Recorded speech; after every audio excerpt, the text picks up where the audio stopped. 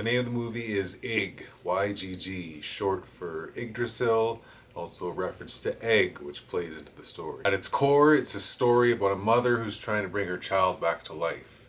But death is standing in her way, like literally the Grim Reaper is trying to stop her child from coming back to life because her child may or may not be the Antichrist, and it's just not its time to come back yet.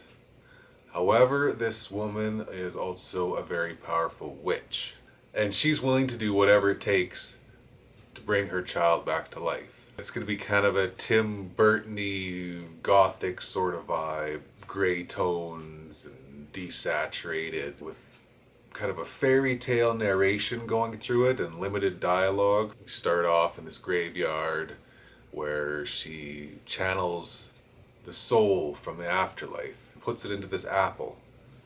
She goes on to eat the apple, preparing herself to give birth to the child again. Death senses the soul leaving her realm, and she knows this is a very important soul that the world is not ready for yet. And she destroys the witch's reproductive system. The witch, the mother, realizes she can never have children again, but her son's soul is still trapped inside of her.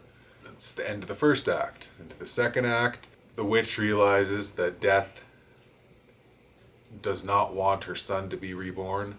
So the witch has to take more drastic measures and has to try and hide herself from death. This leads to the witch going through this massive spell of transformation to turn into this creature, the mere priestess. She's gonna have like big giant black eyes and piranha teeth. Completely different creature so that death can't track her. She sacrifices her werewolf familiar and she gives birth to this egg out of her mouth. The death finds out, of course, destroys the egg. We get into the third act, and the witch now has to go after death. An unmovable object meets the unstoppable force.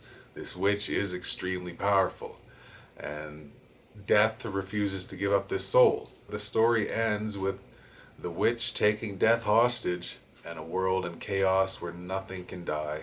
Leaves an opening for what happens when the child's time does come. It's just a nice little like Tales from the Crypt kind of horror anthology sort of tale. It's part fantasy, part horror, made for very low amount of money.